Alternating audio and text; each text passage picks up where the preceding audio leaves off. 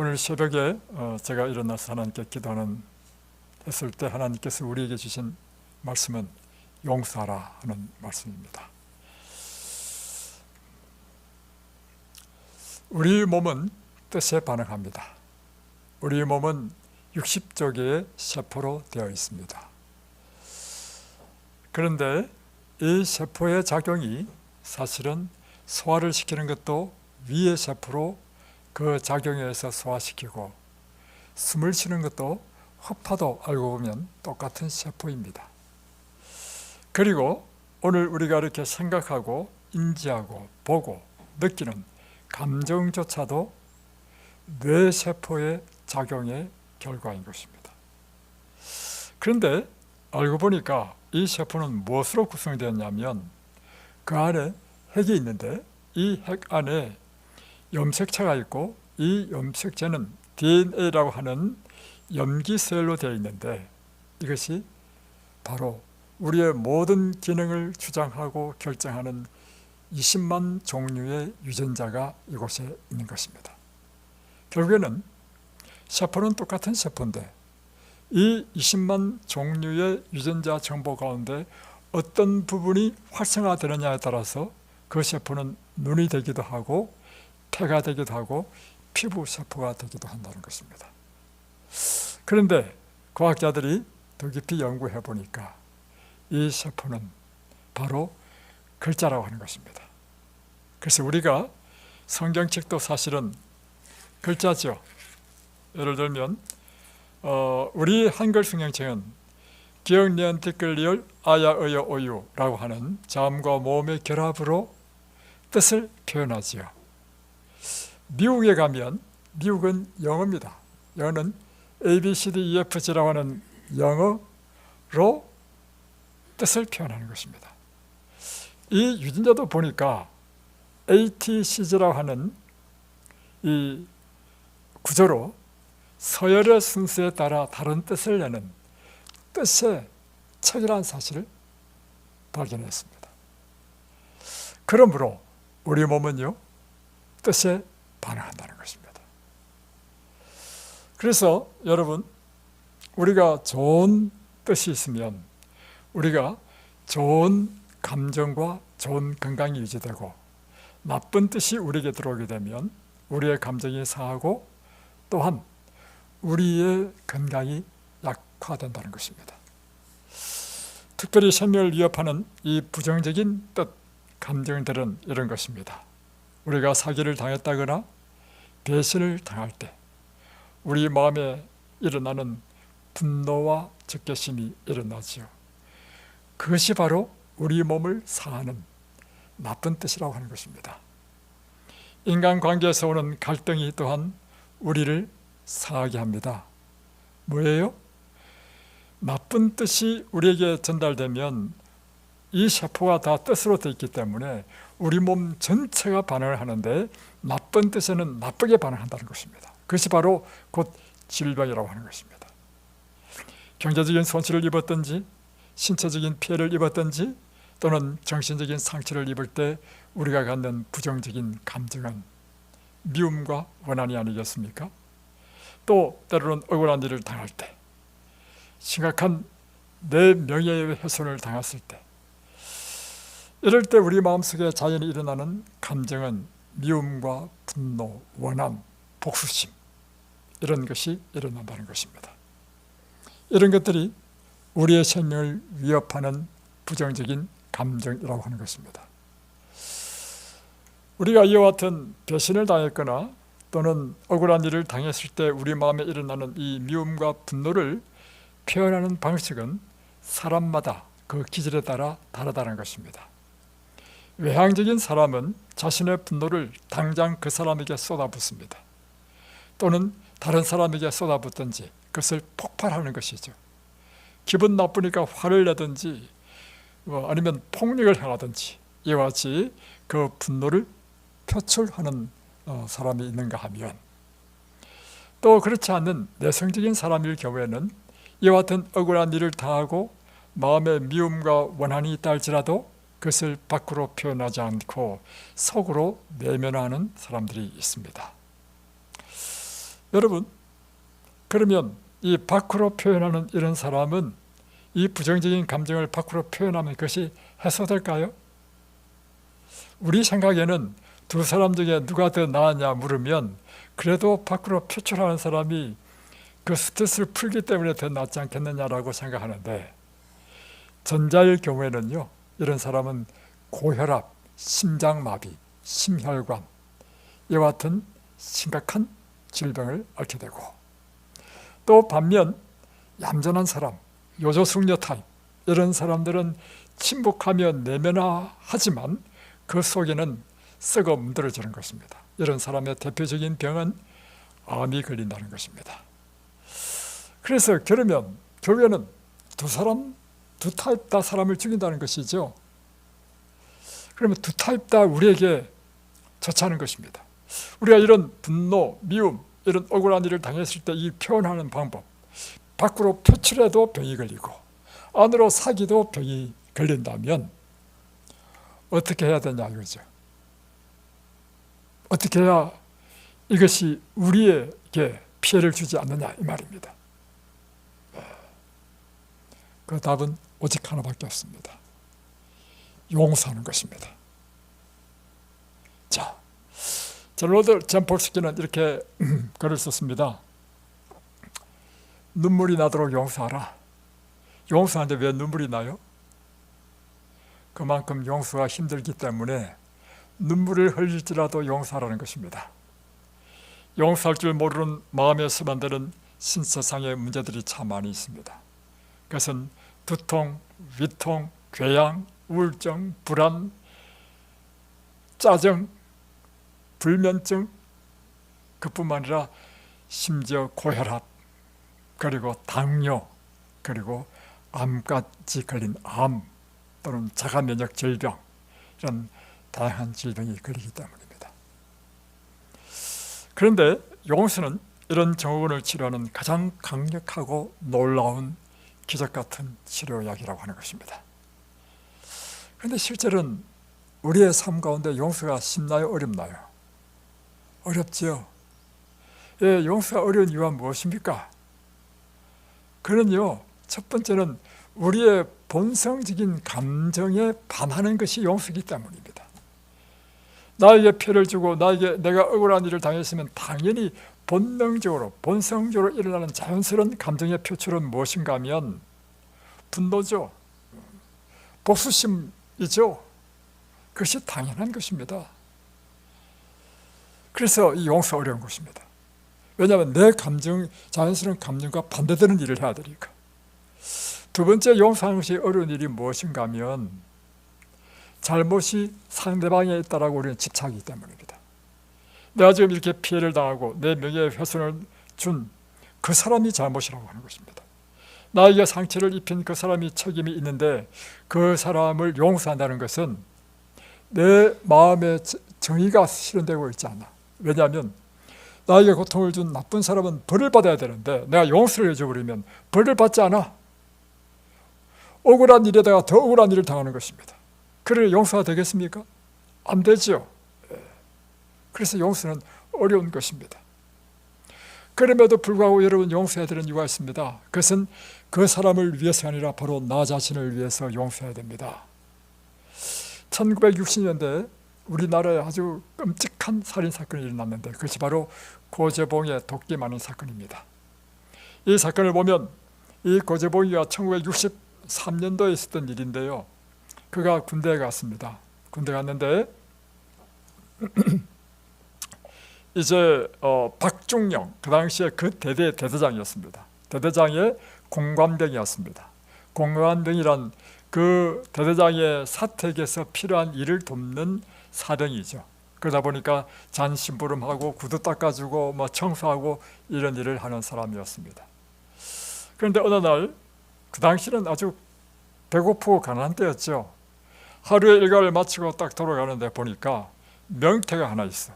그래서 명태를 신문지에 둘둘 썰어서 하나 훔치고 또 구두가 여러 개 있어요. 구두 중에 또 한 걸레 또 훔쳤다고 합니다. 저는 기사를 봐서 정확한 모르고 기사 내용만 말합니다.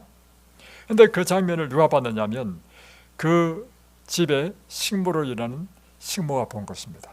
그래서 식모가 대대장에게 그것을 고자질했습니다. 그러니까 이 중령이 화가 나가지고 이 고재봉을 바로 군사재판에 넘겨서 징역형을 시켰습니다. 그래서 군 감옥소에 수감되었습니다.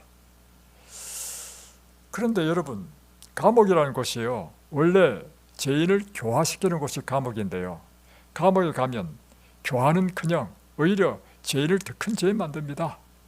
갔더니만 이제 선배들이, 야, 너 뭐 때문에 이게 왔어? 내설 뭐 이만저만 가지고 뭐 말 훔쳤다. 그런데 이제 이렇게 해서 왔다 하니까 먼저 선배가 하는 이야기가 뭐냐면, 야, 꼴랑 그거로 너희 감옥에 와? 그 대대장 이거로 너를 쳐넣어서? 대대장 나쁜 놈이네.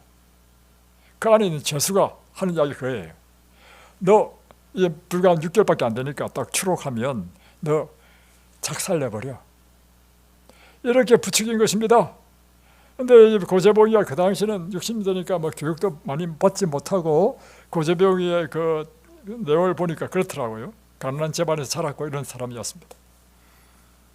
그러니까 딱 들어보니까 진짜로 억울한 거예요. 아니, 내가 명태 하나 훔치고 구두 하나 훔쳤다고 나를 감옥에 쳐넣어? 내가 나가면 내가 반드시 복수하리라. 6개월 동안 이 고재봉이가요, 그 자기를 감옥에 있는 대대장에 대한 적개심으로 불타올라는 것입니다. 나가면 반드시 내가 죽이겠다. 그래서 추록했습니다. 추록해가지고는요, 도끼를 하나 샀습니다. 도끼를 사가지고 대대장의 그 집에 이제 몰래 이제 주변을 살피면서 이제 만행을 꿰일 그런 기회를 잡다가 어느 날 밤에 다 잠들었을 때 들어가지고요, 도끼로요, 일가족 5명을 다 떨어 죽였습니다. 도끼로 찍어 죽였어.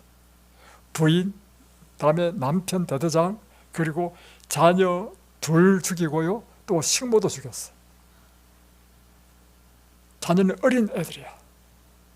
근데 이제 딱 만행을 저지른 다음에 이제 도망 나왔죠. 서울로 이제 나왔는데 뉴스에 딱 들어보니까 자기를 감옥에 보낸 이 박중령은 이미 다른 데로 정관 갔고, 새로 정관온 이덕주라고 하는 중령 가족이 난데없이 날벼락 받은 것입니다. 이야, 세상에. 여러분, 결국에 사형당해 죽었습니다. 물론 고재봉이는 그 이후에 한 복음 전도자에 의해서 복음을 받아들이고 그가 완전히 회심했지만 결국은 사형당해 죽었고, 그것뿐만 아니라 전혀 자기와 관계없는 일가족이 다 죽었다는 것입니다. 여러분, 우리가 용서를 하지 않을 경우에 그것은요, 일단 나 자신을 죽이고 그것뿐만 아니라 다른 사람에게 피해를 준다는 것입니다. 우리가 용서해야 되는 이유는 무엇인가? 오직 용서하는 길만이 생명의 길이기 때문입니다. 용서하지 않으면 먼저 자신을 파괴시키기 때문입니다. 또한 타인을 파괴시키기 때문입니다. 용서가 이루어질 때만 우리에게는 놀라운 치료가 일어나기 때문입니다. 두 번째는, 용서해야 되는 이유는요, 우리가 평생 예수를 믿어도요, 다른 사람의 관계 가운데서 관계에서 내가 억울한 일을 당해서 그 사람을 미워하고 적개심을 갖고 용서하지 아니하면요, 평생 예수를 믿어도요 하늘을 가지 못하기 때문입니다. 왜냐? 성경에 요한 1서 3장 15절에 보면 그 형제를 미워하는 자마다 살인하는 자라고 했습니다. 여러분, 살인하는 자가 천국에 갈 수 있나요? 못 가죠. 살인하는 자마다 영생이 그 속에 거하지 아니하는 것을 너희가 아는 바라. 그래서 용서는요, 단순히 내 감정의 그 문제의 차원을 떠나가지고 내 영생의 문제라는 것입니다. 내가 평생 예수 믿고 내가 평생 주님을 따라서 살고 한다는 우리가 다른 사람의 관계 속에서 미움을 갖고 그 미움을 해결하지 못하고 적개심을 품고 용서하지 않는다면 우리는 영생을 잃어버린다는 사실입니다. 얼마나 끔찍한 일입니까? 그래서 여러분 마음속에 있는 원수가 있으면 다 빼내시기 바랍니다. 그것은요, 그 사람을 위해서가 아니라 먼저 나 자신을 위해서. 어떤 한 분이 교회 장로님이십니다. 장로님이 이제 죽을 날이 가까워서 병원에 입원해서 있다가 이제 죽을 날이 가까우니까 목사님에게 내 임종 예배를 드려 달라고 요청을 했습니다. 그래서 목사님이 교인들과 함께 이 장로님의 병상으로 갔습니다. 그리고는 목사님이 성경책을 펴고 이 말씀을 했습니다. 마태복음 5장 23절로 24절을 보면 그러므로 예물을 제단에 드리려다가 거기서 내 형제에게 원망 들을 만한 일이 있는 것이 생각나거든 예물을 제단 앞에 두고 먼저 가서 형제와 화목하고 그 후에 와서 예물을 드리라. 이 말씀을 읽고는 이제 장로님에게 이야기했습니다. 장로님, 이 말씀에 의하면 우리가 예물을 제단에 드리려다가, 이는 오늘날로 표현하면 예배를 드리기 전에 이 뜻입니다. 예배를 드리려기 전에 먼저 우리의 형제에게 원망을 들을 만한 일이 생각나면 예물을 제단 앞에 두고 먼저 예배 드리기 전에 먼저 뭘부터 하라냐면 그 형제와 화목하고 그 다음에 예배를 드리라는 것입니다. 장로님, 혹시 다른 사람과 화목하지 못한 사람이 있나요? 그 마음속에 해결되지 않는 그런 사람이 있나요? 라고 질문했습니다. 그러니 이 장로님이 제가 한 사람이 있습니다. 그러면 장로님, 그 문제를 먼저 해결하십시오. 그 다음에 저에게 전화를 주십시오. 그러면 제가 임종 예배를 드려드리겠습니다. 그리고는 목사님께서 임종 예배를 드리지 않고 그냥 가버리셨습니다. 이 장로님이 가만히 생각하니까 내가 죽더라도 천국에 가야 되는데, 임종 예배를 받아야 천국 가는데, 지금 이 문제를 해결해야 지금 임종 예배를 받을 수 있어. 그런데 이 사람은요, 자기에게 철천지 원수가 있는 것입니다. 말도 하지 않는, 자기 마음속에 원한과 적개심이 있는 한 사람이 있었습니다. 그런데 자기가 가만히 생각해 보니까 내가 이 문제를 해결하지 않으면 내가 평생 교회 장로로 봉사한다 하더라도 그 모두가 다 꽝인 것입니다. 내가 평생 하나님을 믿는다 할지라도 천국에 가지 못한다면 실패한 인생이 되는 것입니다. 그래서 어렵지만 그에게 주저하다가 전화를 했습니다. 나 누구누구 장로요, 형제요, 내가 무조건 당신한테 잘못했습니다. 나를 용서해 주십시오. 이렇게 결단을 내리고 전화를 했습니다. 그랬더니 상대방이요, 지금 장로님이 지금 아파가지고 오늘 내일 한다는 거 다 알거든요. 이 전화를 받고 누가 그래 당신 잘못했어 이렇게 할 사람이 누가 있겠습니까? 이 사람이 아닙니다 장로님, 사실 제가 잘못했습니다 하고는 두 사람이 서로 잘못했다고 막 하면서 눈물을 펑펑 흘리면서 화해를 했습니다. 한편 지금 이 목사님은 이제 문제 해결되면 자기한테 전화 올 줄 알고 기다리고 있는데 이 장로님한테 전화가 안 와. 그래서 아니 아직도 화해가 안 됐나? 또 기다리고 있는데 어느 날 이분이 하나도 안 나타나가지고 알아보니까요, 병이 다 나아가지고 병원에 퇴원했어. 여러분, 우리 마음속에 이런 이 감정적인 문제가 해결되면요, 우리의 육체는 무엇에 반응하냐면 우리의 뜻에 반응합니다. 그러니까 육체가 나아버려. 또 한 가지는 우리가 주님께로부터 용서받았기 때문에 우리는 다른 사람의 잘못을 용서해야 됩니다. 골로새서 3장 13절에 보면 누가 네게 혐의가 있거든 서로 용납하여 피차 용서하되 주께서 너희를 용서하신 것과 같이 너희도 그리하라. 자, 여러분, 우리가 왜 다른 사람의 잘못을 용서해야 되느냐면요, 우리가 먼저 용서받은 사람이기 때문입니다.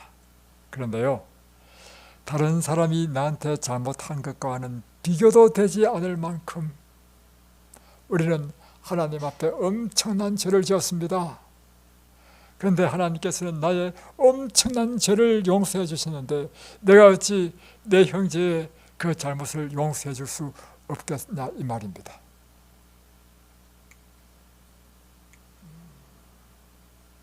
또 하나는 주기도문에 보면 우리가 다른 사람을 용서해야 되는 이유는요, 우리가 다른 사람을 용서하지 않으면 우리가 용서받을 수 없다는 것입니다. 마태복음 6장 12절에 보면 우리가 우리에게 죄 지은 자를 사하여 준 것 같이 우리 죄를 사하여 주옵시고 했습니다. 그러면서 너희가 사람의 잘못을 용서하면 너희 하늘 아버지께서도 너희 잘못을 용서하시려니와 너희가 사람의 잘못을 용서하지 아니하면 너희 아버지께서도 너희 잘못을 용서하지 아니하시리라. 그러니까 우리가 하나님께 용서받는 것은요, 먼저 우리에게 잘못한 우리의 형제와 우리와 관계되는 사람의 잘못을 용서해 줄 때 하나님께서 우리에게 용서해 준 것이 유효화된다는 것입니다. 마태복음 18장에는 예수님께서 용서에 대한 한 비유를 말씀하셨는데 1만 달란트 빚진 자가 이제 주인에게 자기 빚을 이제 갚겠다고 하는 이야기가 나옵니다. 그러니까 주인이 있었는데 자기 청지 중에 하나가 1만 달란트 빚을 졌어. 그래서 그를 데리고 오라 했습니다. 그러니까 1만 달란트 빚진 종이 주인 앞에서 벌벌벌 떨지요. 너 왜 빚을 안 갚냐 하니까 제게 잠깐만 참아 주십시오. 내가 다 갚으리이다. 근데 여러분, 이 종의 말은 거짓말입니다. 왜냐하면 종이 빚진 1만 달란트는요, 그 금액이 엄청납니다. 그래서요, 평생 그가 한 푼도 안 쓰고 벌어도요 1만 달란트 빚을 갚을 수 없습니다. 근데 지금 종이 뭐라 했습니까?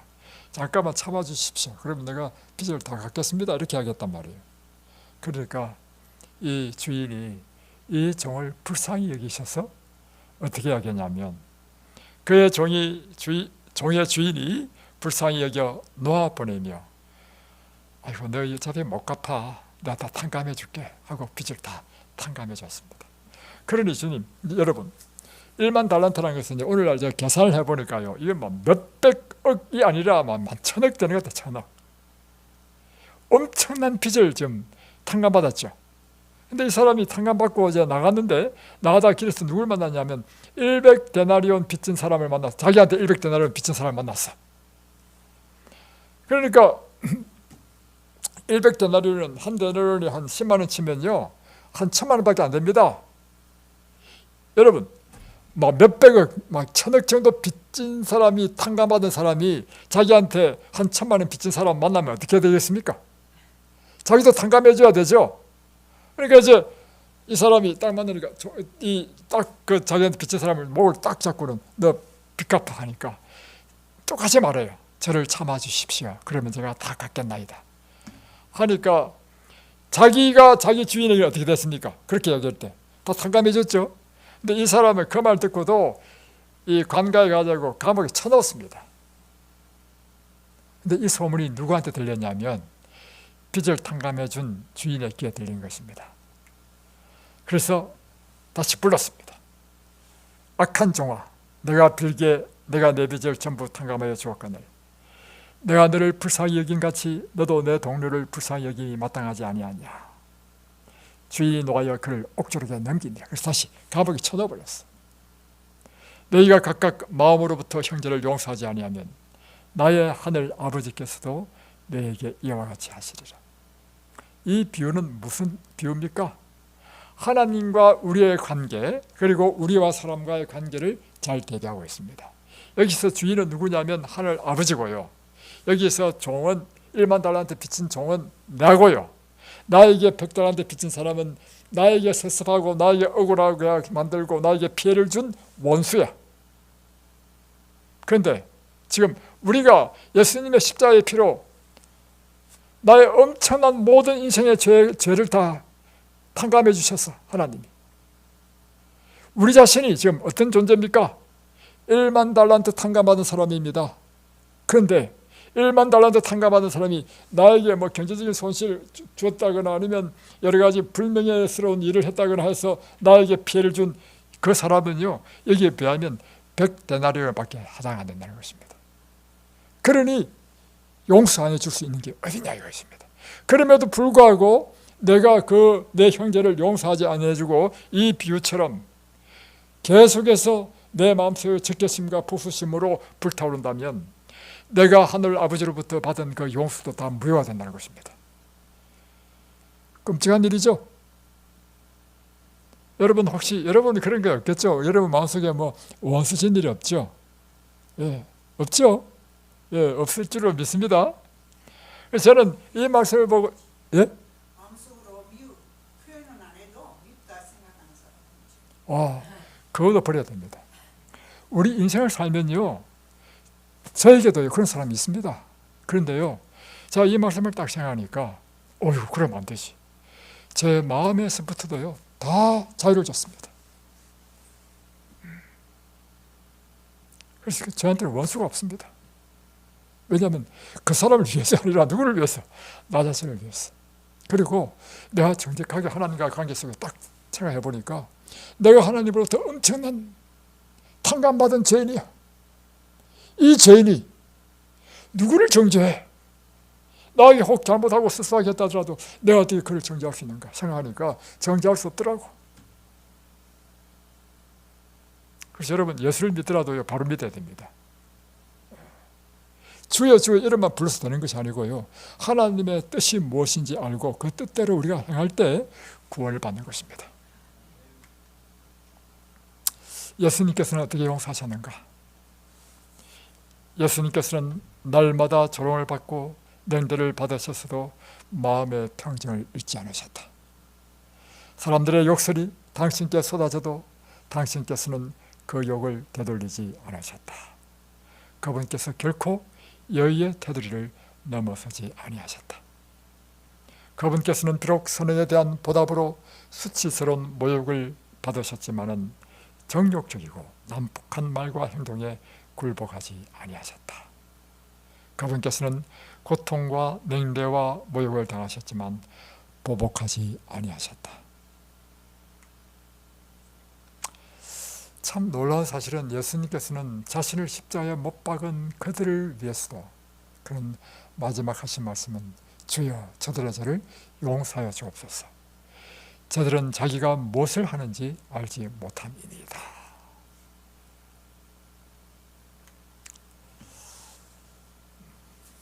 미우라 아야코는 노벨 문학상을 탄 일본 작가지요. 그가 빙점을 써가지고 세계적인 작가가 되었습니다. 이 빙점이 하도 인기가 있어가지고 빙점에 다시 속편을 만들어 달라고 이 사람들이 어성을 쳐가지고 이 빙점의 속편을 또 지었습니다. 그 빙점의 속편을 보면 이런 이야기가 나옵니다. 한 여인이 눈 덮인 언덕길을 향해 걷고 있었다. 이게 뭐냐면 이제 어떤 여자가 있었는데 이 여자가 알고 보니까 자기는 어머니로부터 버림받은 여자였다는 사실을 알게 되면서 자학하고 자기가 자살하려고 지금 산으로 올라가는 길이었습니다. 한 여인이 눈 덮인 언덕길을 향해 걷고 있었다. 자신이 버려진 아이였다는 사실을 알고 어머니에 대한 정오와 신분의 자학으로 자살하려고 한 것이다. 언덕에 올라와 아래를 보던 이 여인은 생각을 바꾼다. 자신은 똑바로 온다고 했는데 발자국이 이리저리 삐뚤어져 있은 것을 본 것입니다. 여기서 이 여인은 굉장히 중요한 인생의 진리를 깨닫습니다. 그렇구나. 나는 분명히 똑바로 걸었는데 딱 돌아보니까 삐뚤삐뚤한 거야. 그래서 깨달은 게 뭐냐면 내 어머니도 나와 같았다는 것입니다. 완전하지 못한 인생과 인간의 한계를 삐뚤어진 발자국에 깨달은 여인은 자기 친어머니를 용서하고 인생의 전환점을 새로 맞이했다는 것입니다. 여러분, 왜 우리가 다른 사람을 용납하고 용서해야 되는가? 우리 자신도 우리 인생을 돌아보면 올바르지 않았다는 것입니다. 우리 자신도 다른 사람에게 잘못을 했다는 것입니다. 이것이 우리 인간의 한계라고 하는 것입니다. 이 사실을 깨닫게 될 때 우리는 어떤 사람도 용납할 수 없는 사람이 없다는 사실입니다. 여러분 그렇습니까? 네. 그래서요, 자유라는 것은 용서로부터 시작됩니다. 여러분이 용서하지 않으면 여러분 자신이 여러분의 자기의 감정의 감옥 속에 처박히는 것입니다. 여러분이 그 감옥에서 나오는 유일한 방법은 다른 사람을 용서해 주는 것입니다. 용서할 수 없는 사람은 자신이 건너갈 다리를 파괴시켜버린 사람과 같은 것이다. 용서는 선의 중에서 가장 신성한 것이다. 이 남아프리카 공화국에 최초로 흑인 대통령이 된 사람이 있죠. 이게 넬슨 만델라입니다. 그는 특별히 남아프리카 공화국은 네덜란드가 지배했죠. 소수의 백인이 그 많은 이 흑인을 지배하면서 어떻게 했냐면 인종차별 정책을 통해서 철저하게 탄압했습니다. 그래서 이 탄압에 이 의식이 있는 사람들은 반발할 수밖에 없죠. 바로 넬슨 만델라는 이 뛰어난 사람은요, 이 인종차별에 대항해서 끊임없이 저항한 사람이었습니다. 그래서 대통령으로 당선되기 전에 그는 아프리카 민족회의의 지도자로서 반아파르트 헤이트 운동, 즉 남아공 백인 정권의 인종차별에 맞선 투쟁을 했습니다. 그래서 그는 폭력적으로라도 하려고요, 이 무기도 구입하고 이렇게 했습니다. 그러다가 그가 반역죄로 체포되어서 종신형을 선고받고 수감되었습니다. 그런데 27년 만에 1990년 2월 11일에 출소를 하게 되었습니다. 그리고 4년 후에 실시된 대통령 선거에서 62%를 득표하면서 그는 남아프리카 공화국의 최초의 흑인 대통령으로 취임하게 되었습니다. 그가 대통령으로 취임할 때 많은 사람들은 두려워했습니다. 왜 두려웠냐면 지금부터 피비린내 나는 이제 숙청 작업이 시작될 것이다. 그동안 이 흑인들을 인종차별하면서 핍박한 백인들을 무참하게 보복할 것이다 라고 사람들은 두려워 떨었습니다. 그리고 전 세계 사람들은 그렇게 예상했습니다. 그런데 이 넬슨 만델라는 놀라운 일을 했는데 그의 원수를 은혜로 대했다는 것입니다.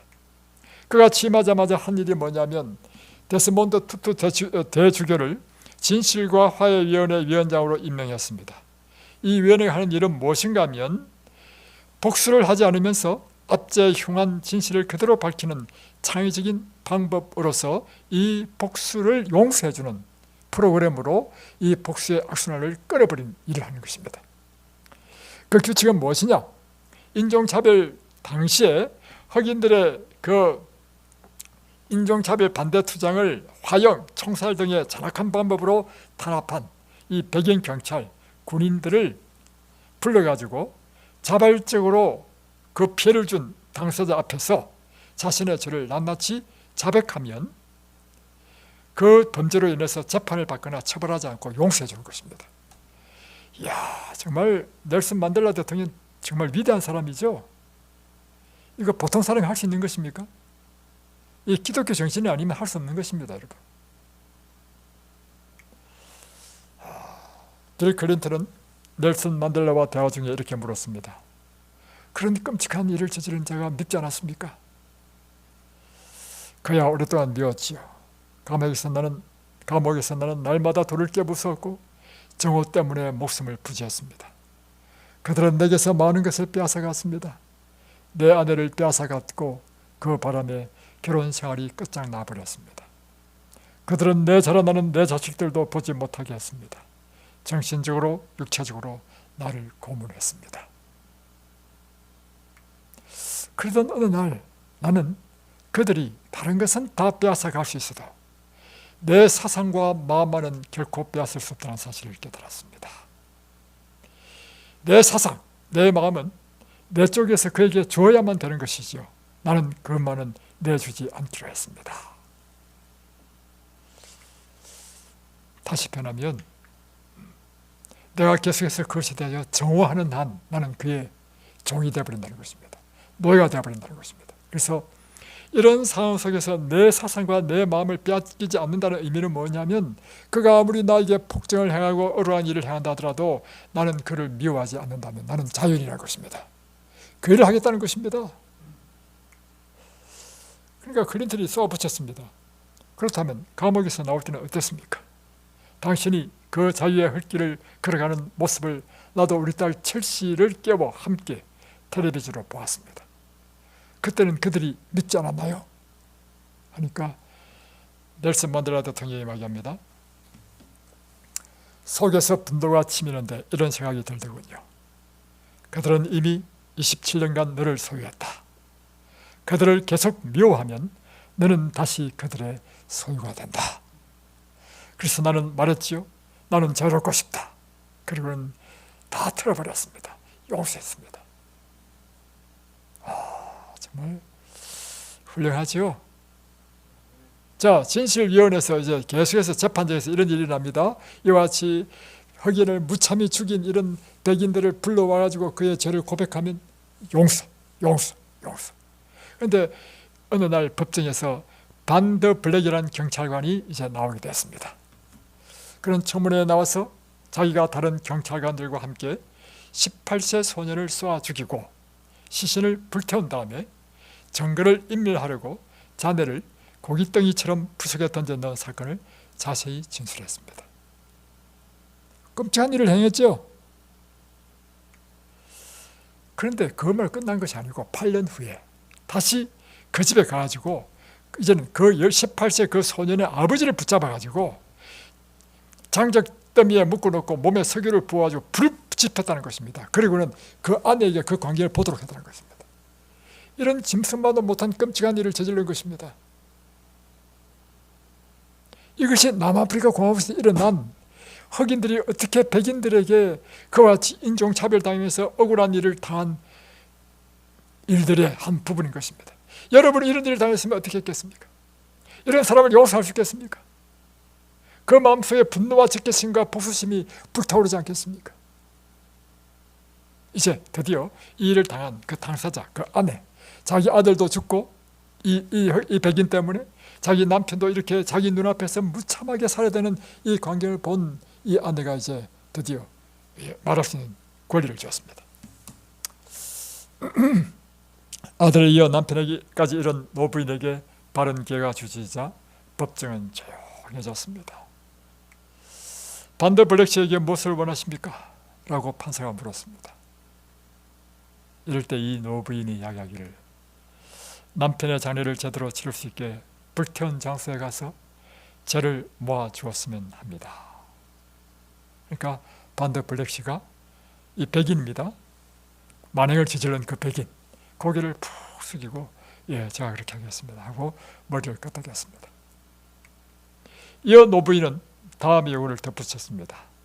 반더 블랙 씨는 제 가족을 모두 빼앗아 갔습니다. 그러나 아직도 내게는 그에게 줄 수 있는 사랑이 많습니다. 한 달에 2번 그가 빈민촌에 있는 우리 집에 와서 나랑 같이 하루 시간을 보냈으면 합니다. 그 원수를 어떻게 한다고요? 한 달에 2번 내 집에 오라는 것입니다.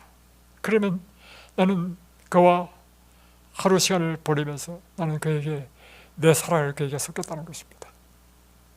그리고는요, 이 부인이 그래서 내가 이 사람의 의미 노릇을 할 수 있게 해주세요. 나는 그가 하나님의 용서를 받았다는 것과 나도 그를 용서한다는 사실을 알았으면 합니다. 내가 정말 용서했다는 것을 알 수 있도록 그를 안아주고 싶습니다 하고는 법정에서 일어나서 그 정인식으로 그 백인아기로 뚜벅뚜벅 걸어가는 것입니다. 그러니까 그 법정에는 사람들이요 일제히 노래를 부르기 시작하는데 자비로운 주 하나님 하는 노래를 쫙 부르게 되었습니다. 이 여인은 그 백인에게 뚜벅뚜벅 걸어가고 있는 것입니다. 그러나 반더 블랙 이 백인은요, 이 만행을 저지른 백인은 이 노래 소리를 듣지 못했습니다. 왜냐하면 엄청난 은혜에 압도되어서 그 자리에서 절도해버렸습니다.